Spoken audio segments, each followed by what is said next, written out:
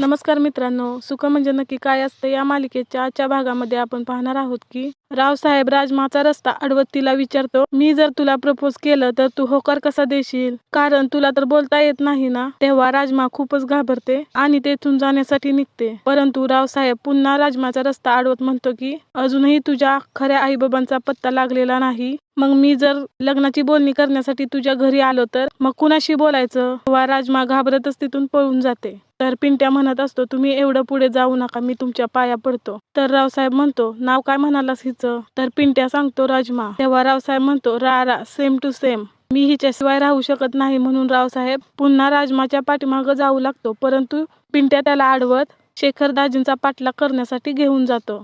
तर शेखर दाजी झाडाच्या पाठीमागे लपून सगळं पाहू लागतात आणि ते म्हणतात की आई बापा विना वाढलेली पोर आहे ती आणि या लांडग्यांची तिच्यावर नजर आहे का? शेखरराव, तुम्हाला काहीतरी करायलाच हवं. आता हा चेहराच बदलून टाकतो म्हणजे या लांडग्यांना बरोबर झुलवता येईल, असा विचार आता दाजी करत असतात. तर दुसरीकडे अण्णा पळतच नित्याकडे येतात आणि नित्याला म्हणतात, मॅडम लवकर चला, ती राजमा पहा ना, जेवायला वाढून ठेवला आहे तर जेवत नाही, एका कोपऱ्यात जाऊन बसली आहे आणि रडत आहे. आता तुम्हीच तिला समजवा. तर नित्या पळतच आता राजमाच्या जवळ येते. राजमा खूपच रडत असते. तेव्हा नित्या विचारत असते, अगं काय झालं आणि तू जर आम्हाला सांगितलं नाहीस तर आम्हाला कसं समजायचं? तेव्हा आता राजमा खुणावत नित्याला सर्व काही सांगू लागते. परंतु नित्याला तिच्या खाणाखुणा समजतच नसतात. तेव्हा ती अण्णांना विचारत असते, अण्णा तुम्हाला तरी काही कळतंय का? त्यावर अण्णा म्हणतात, नाही ना, आल्यापासून हेच चाललंय तिचं. परंतु मलाही काही कळेना झालंय. नक्कीच ती कशाला तरी घाबरली असणार. तर राजमा नित्याला मिठी मारत अजूनच रडू लागते. तेव्हा नित्या म्हणते, तू घाबरू नकोस, मी आहे ना. मला सांग, तुला कोणी काही बोललं का? तर राजमा खुणावतच म्हणते, हो. नित्या विचारते, ईशान बोलला का? राजमा म्हणते, नाही. तर नित्या म्हणते, तो अधिराज? त्यावर राजमा सांगते की नाही आणि ती मिशी दाखवत इशारा करत असते. तर नित्या म्हणत असते, राजमा बाळा, खरंच मला काही कळत नाहीये ग, तू काय म्हणते ते. तर राजमा पुन्हा पुन्हा नित्याला बाळा असं म्हणायला सांगते. तेवढ्यात राजमाचे लक्ष नित्याच्या हातातील बांगडीकडे जाते. तर राजमाला मोठा आनंदाचा धक्काच बसतो. तर नित्या विचारते, या बांगडीचा काही संबंध आहे का? नाही बोलते आणि नित्या राजमाला पोट भरून जेवण घालते. तर इकडे वसुंधरा बंदूक हातात घेऊन रागाने तिच्या गुंडांना आणि पिंट्याला म्हणत असते, तुम्हा सगळ्यांना एक म्हातारा सुद्धा सापडेना, म्हणजे तुम्हाला काय म्हणायचं? तर पिंट्या म्हणतो की सरपंचीनबाई, आम्हाला फक्त थोडा वेळ द्या. पाताळात जरी असेल ना तर आम्ही त्या म्हाताऱ्याला शोधून काढू. तर वसुंधरा रागानेच विचारते, तू पाताळातून घरी येईपर्यंत आम्ही काय करायचं? 24/7, त्यापेक्षा मी तुलाच ढगात पाठवते ना. म्हणून वसुंधरा देवी बंदुकीची गोळी फायर करते आणि ती भिंतीला जाऊन लागते आणि सर्वजण घाबरतात. तर वसुंधरा देवी म्हणत असते, येत्या 4 दिवसात जर तो तुम्हाला सापडला नाही ना तर एका गोळीत तुमच्या सगळ्यांची मुंडकी उडवून टाकेन. तर इकडे पाहुणी एकटी स्वयंपाक करत असते. विमल तिला सांगते की वांग्याच्या भरतामध्ये मीठ थोडं कमी घाल आणि शेंगदाण्याच्या चटणीमध्ये तिखट थोडं कमी घाल, कारण नित्या मॅडमना तसंच आवडतं. परंतु पाहुणी मुद्दामच वांग्याच्या भरीतात मीठ जास्त घालते आणि शेंगदाणा चटणीमध्ये ती आणखी तिखट घालून ठेवते. इकडे विमल अधिराजला सांगते की नित्या मॅडमना लवकर टिफिन पोहोच कर. इतक्यात पाहुणी तिथे येते आणि बोलते की मीच टिफिन इतक्यात पाहुणी तिथे येते आणि म्हणते की हा टिफिन मीच देऊन येते. त्याच वेळेला नित्या तिथे पळत येते आणि विचारते की राजमा इथे आली आहे? तर विमल म्हणते नाही.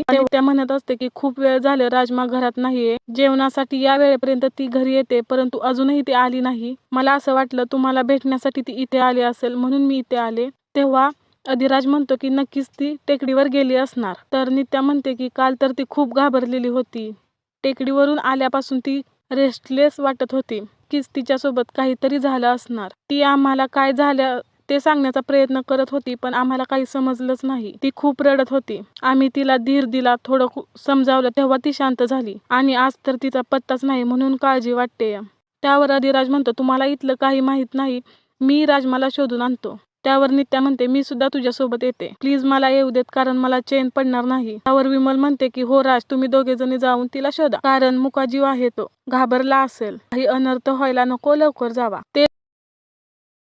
ते दोघं जण राजमाला शोधण्यासाठी निघून जातात. तेव्हा पाहुणीचा खूपच जळफळाट होत असतो. तर इकडे रावसाहेबाचा गुंड त्याला येऊन सांगतो की तुमची राजमाना टेकडीवर आहे. ते ऐकून रावसाहेब खूपच खुश होतात आणि तिकडे जाण्यासाठी निघतात. तर इकडे राजमा एका झाडाखाली बसून खूपच रडत असते कारण तिला रावसाहेबांचे घाणेरडे बोलणे आठवत असते. त्याला पिंट्या आणि रावसाहेबाचा गुंड तिथे येतो. राजमाचा पाठलाग करत असतात. राजमा खूप घाबरते आणि पुढे पळू लागते. वेळेला समोरून रावसाहेब येतो आणि राजमा त्याला जाऊन धडकते. तर रावसाहेब खुश होत म्हणतो की एकदम विजेचा झटका बसला. मला आणखी एक धक्का मार की. त्याला पाहून तर राजमा आणखीनच घाबरते. तर रावसाहेब राजमाचा हात हातात घेऊन म्हणतात की मार की धक्का. तेव्हा राजमा रावसाहेबांना खाली ढकलून देत लगेच पळून जाते. इकडे नित्या आणि अधिराज राजमाचा शोध घेत गाडीवर चाललेले असतात. त्याच वेळेला लवली त्यांना पाहतो आणि म्हणतो की नित्या मॅडम आणि अधिराज एकसोबत नक्कीच काहीतरी मॅटर असणार. असं म्हणत लवली व संत्या त्यांचा पाठलाग करतात. त्यानंतर नित्या आणि अधिराज टेकडीवर येतात आणि राजमाला मोठ्यांदा हाका मारत असतात. परंतु राजमा तिथे कुठेही नसते. नित्या म्हणते की मला तर आता वेगळीच भीती वाटत आहे. त्यावर अधिराज म्हणतो तुम्ही टेन्शन घेऊ नका, मी आहे ना. तर इकडे राजमा पळत असते. पिंट्या, एक गुंड आणि रावसाहेब तिचा पाठलाग करत असतात. राजमाचा पाय एका दगडामध्ये अडकतो आणि ती खाली पडते. तर रावसाहेब खूपच खुश होत घाणेरड्या नजरेने तिच्याकडे पाहू लागतो. तर इकडे नित्या आणि अधिराज पुन्हा गाडीवरून जात असतात. तेव्हा अधिराज मध्येच गाडी थांबवतो. तेव्हा नित्या विचारते काय झालं, आणि नित्या त्याला विचारते की काय झालं, तुला पण असंच वाटते का काहीतरी वाईट घडणार आहे. त्यावर अधिराज म्हणतो हो. तर दुसरीकडे पिंट्या आणि तो गुंड राजमाचे हात पकडून ठेवतात. तर रावसाहेब राजमावर अत्याचार करत असतो. तेवढ्यात तिची ओढणी काढून बाजूला फेकून देतो आणि देवकृपेने ती ओढणी उडून अधिराजच्या अंगावर येऊन पडते. तर अधिराजला लगेच बाबा अशी हाक ऐकू येते. तेव्हा अधिराजला खूप मोठा धक्का बसतो. अधिराज लगेच त्या दिशेने जाण्यासाठी निघतो. तर समोरील दृश्य पाहून रावसाहेबांच्या नावाने अधिराज खूपच मोठ्याने ओरडतो. तर राजला पाहून रावसाहेब, तो गुंड आणि पिंट्या पळून जातात. तर अधिराज लगेच राजमाच्या अंगावरती ओढणी टाकतो. नित्या राजमाला मिठीत घेते आणि म्हणते की अधिराज, मी तुला म्हटलं होतं ना काहीतरी वाईट घडणार आहे. तेव्हा अधिराजचे डोळे रागाने लालबुंद झालेले असतात. तो रावसाहेबाचा पाठलाग करत पळतच गावामध्ये येतो आणि रावसाहेबांना खाली पाडतो. तर रावसाहेब घाबरतच म्हणतो अधिराज, हे बघ, मी काहीच केलं नाहीये, मला सोड. तर पिंट्या लगेच वसुंधरा देवींना फोन करून सांगतो